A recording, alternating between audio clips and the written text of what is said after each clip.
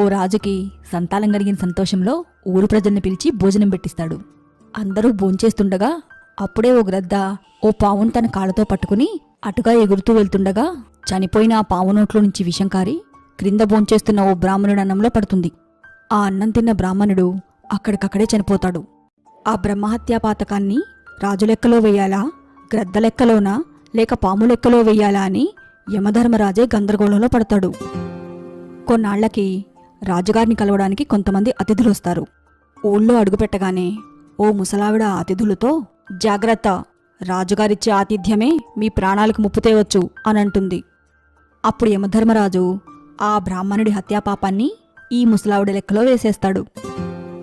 మనిషి చేస్తేనే పాపం కాదు, ఒకరిపై నింద మోపినా పాపమే.